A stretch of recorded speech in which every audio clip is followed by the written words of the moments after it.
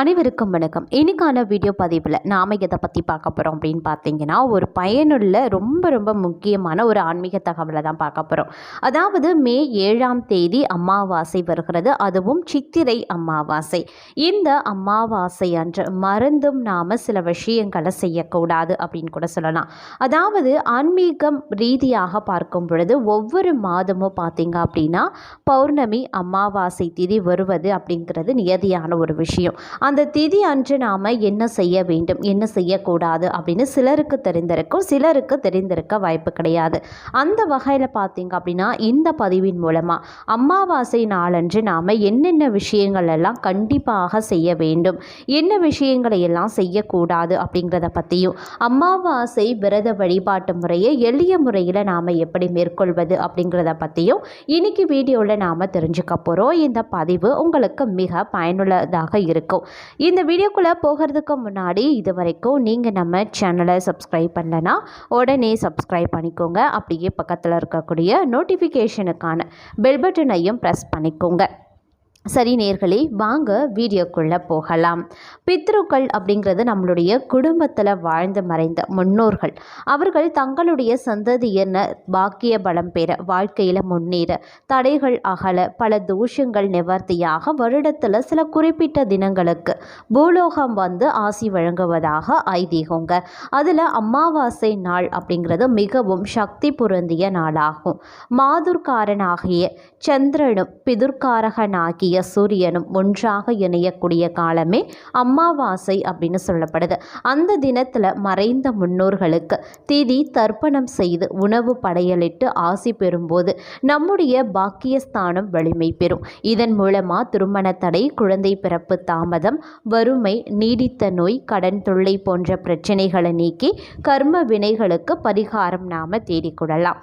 சரி, எவ்வாறு வழிபாடு செய்யணும்? இந்த அமாவாசை தினத்தில் நாம் முறையாக எளிமையாக எவ்வாறு வழிபாட்டை மேற்கொள்ளணும் அப்படின்னு பார்த்தீங்கன்னா, அமாவாசை அன்று அதிகாலையில் எழுந்து ஆறு, கடல் போன்ற நீர்நிலைகளுக்கு சென்று நீராடி தர்ப்பணம் கொடுக்க வேண்டும். ஒருவேளை ஆறு, குளம், கடல் போன்றவைகளில் உங்களால் நீராட முடியாது அப்படின்னு நினைக்கிறவங்க வீட்டிலேயே நீங்கள் அதிகாலையில் எழுந்து, அதாவது பிரம்ம முகூர்த்தம் அப்படின்னு சொல்லப்படக்கூடிய 4 மணி நேரத்தில் எழுந்து நீங்கள் குளித்து விட்டு தயாராகணும். குளித்து விட்டதுக்கு அப்புறமா உங்களுடைய முன்னோர்களுக்கு நீங்கள் தர்ப்பணம் கொடுக்கலாம். அதாவது ராகு காலம், யமகண்டம் ஆகியவை தர்ப்பணத்திற்கு பொருந்தாத காலங்கள் அப்படின்னு கூட சொல்லலாம். அதே சமயம் மதிய வேலை தர்ப்பணம் செய்ய மிகவும் உகந்ததுங்க.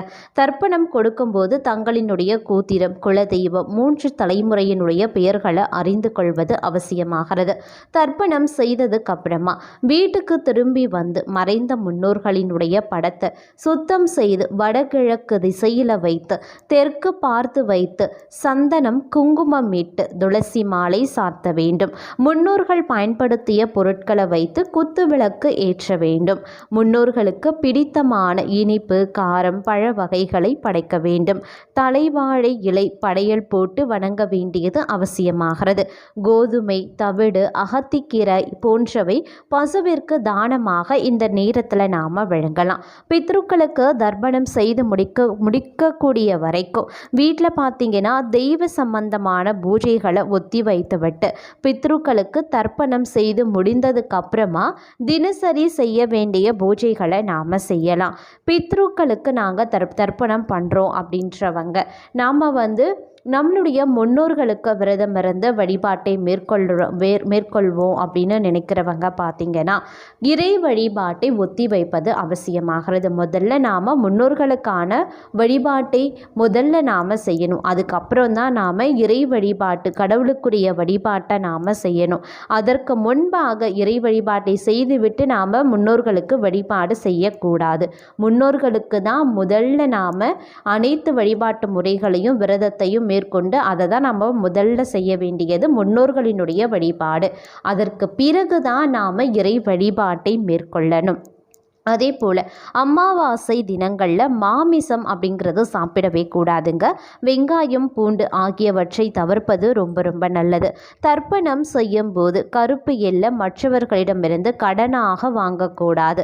தர்ப்பணத்தை எப்போதும் கிழக்கு முகமாக பார்த்தபடி தான் கொடுக்க வேண்டும். அதே மாதிரி இந்த அமாவாசை அப்படின்னு வரும்பொழுது நாம் சில விஷயங்களில் பார்த்திங்கன்னா என்ன தான் விரத வழிபாட்டை நாம் முறையாக செய்தாலும் கூட நாம் செய்யக்கூடிய ஒரு சிறு தவறு கூட நம்மளுடைய விரத வழிபாட்டையே கெடுத்து விடும் அப்படின்னு கூட சொல்லலாம். நமக்கு அந்த பலன் கூட கிடைக்காமலும் போவதற்கான வாய்ப்பு சற்று அதிகமாகவே இருக்கிறது. அதனால் குறிப்பாக நாம் என்ன மாதிரியான விஷயங்கள் எல்லாம் தவிர்க்கணும், அமாவாசை அன்று செய்யக்கூடாத சில விஷயங்கள் என்னென்ன விஷயங்கள் அப்படின்னு பார்த்தீங்கன்னா, அமாவாசை அன்று வீட்டின் வாசல் பகுதியில் கோலம் போடக்கூடாது. எதற்காக இப்படி செய்யக்கூடாது அப்படின்னு பார்த்தீங்கன்னா, நம்முடைய முன்னோர்கள் அமாவாசை அன்று பூமியை நோக்கி வருவதாக இந்து மதத்தில் ஒரு ஐதீகம் இருக்குங்க. அவ்வாறு வரும் பொழுது வாசலில் நாம் கோலம் போட்டிருந்தா உறவினர்கள் நமக்கு வழிபாடு செய்யவில்லை அப்படின்னு நினைத்து கொண்டு திரும்பி சென்று விடுவார்களாம். அதற்கு பிறகு நமது வழிபாட்டினை நமது முன்னோர்கள் ஏற்றுக்கொள்ளவே மாட்டார்களாம். இதன் காரணமாகத்தான் அமாவாசை அன்று வீட்டு வாசலில் கோலம் போடக்கூடாது அப்படின்னு சொல்லப்படுது. மேலும் அன்றைய தினத்தில் மிக கடினமான வேலைகள், உடல் ரீதியான வேலைகள் எதுவுமே செய்யாதீங்க. அவ்வாறு செய்யும்போது தவறி அடிபட்டால் இரத்த காயம் ஏற்படும். அப்படிப்பட்ட வீரியம் அதிகமாக இருக்கக்கூடிய சீக்கிரம் ஆறாது அமாவாசை அன்று பதட்டமும் கோபமும் ஏற்பட்டால் முடிந்த அளவுக்கு மௌனத்தை கடைபிடியுங்க. அமாவாசை அன்று மௌன விரதம் இருப்பது அப்படிங்கிறது மிக மிக சிறப்புக்குரியது அப்படின்னு கூட சொல்லலாம். உங்களை நீங்களே உணர வைப்பதற்கான விரதமாக மௌன விரதம் இருக்குங்க. அந்த நாளில் நாம் உங்களால் முடிந்த அளவுக்கு தானம் தர்மம் செய்வது ஐஸ்வர்யத்தை பெருக்கும் அப்படின்னு கூட சொல்லலாம். அதே மாதிரி தேவையற்ற முடிவுகளை அமாவாசையில் எடுப்பதையும் நாம் தவிர்த்து கொள்வது அப்படிங்கிறது ரொம்ப ரொம்ப நல்லதுங்க. அதே மாதிரி பொதுவாக பார்க்கும் பொழுது நாம் அமாவாசை அன்று என்ன செய்ய வேண்டும் அப்படின்னு பார்த்தீங்கன்னா, பொதுவாக அமாவாசை திதி அன்று முன்னோர்களையும் பெரியோர்களையும் வழிபட மிக சிறந்த நாள் அப்படின்னு சொல்லலாம். அன்று இருந்தவர்களுக்கு தர்ப்பணம் கொடுக்கலாம். மேலும் அமாவாசை நாளன்று நீங்கள் குலதெய்வத்தை வழிபாடு செய்யலாம். குறிப்பாக அன்றைய நாளில் அம்மன் வழிபாடு செய்வது அப்படிங்கிறது மிக மிக சிறப்புக்குரியது அப்படின்னு கூட சொல்லலாம். அதாவது மே மாதம் 7ஆம் தேதி செவ்வாய்க்கிழமை அமாவாசை அப்படிங்கிறதுனால அன்றைய தினத்தில் நாம் நாய்களுக்கு உணவு கொடுக்க வேண்டியது அவசியம். எண்ணெயில் முகம் பார்த்த பிறகு அதை தானம் செய்யலாம். அதே மாதிரி சனி பகவான் சனி அமாவாசை நாளில் தேவைப்படக்கூடிய ஒருவருக்கு உதவுவதன் மூலமாக மகிழ்ச்சி அடைந்து ஆசிகளை வழங்குவார் அப்படின்னு ஆன்மீக நம்பிக்கைகளும் தெரிவிக்குதுங்க. அமாவாசை அன்று செய்யக்கூடாத விஷயங்கள் அப்படின்னு நம்ம பார்த்தோம்னா, வீட்டில் கோலம் போடக்கூடாதுன்னு அப்படின்னு சொன்னோம். அதே சமயம் பார்த்தீங்கன்னா, நம்ம அமாவாசை தினத்தன்று யாரிடமும் சண்டையிடக்கூடாது அப்படின்னு சொல்லுவாங்க. ஏன்னா இந்த சண்டையின் காரணமாக பார்த்திங்கன்னா நம்மளுடைய மனம் பார்த்திங்க அப்படின்னா அதீத பதட்டத்துடன் காணப்படும். அதிக அளவில் நாம் உணர்ச்சி வசப்படக்கூடிய நேரமாகவும் அந்த நாள் இருக்கக்கூடும். அதனால் நம்ம யார்கிட்டையுமே கோபப்படக்கூடாது. முக்கியமான முடிவுகளை எடுக்கவே கூடாது. அன்றைய தினத்தில் கடினமான வேலைகள், உடல் ரீதியான வேலைகள் எதுவுமே செய்யக்கூடாது அப்படின்னு கூட சொல்லலாம். அதே மாதிரி முடிஞ்ச வரைக்கும் பதட்டத்தையும் கோபத்தையும் உங்களுக்கு ஏற்படுது அப்படின்னா நீங்கள் ரொம்ப ரொம்ப கவனமாக இருக்க வேண்டியது அவசியமான ஒன்றுங்க. அப்படி இல்லைன்னா தேவையில்லாத பிரச்சனைகள் உங்களுக்கு உருவாகலாம்.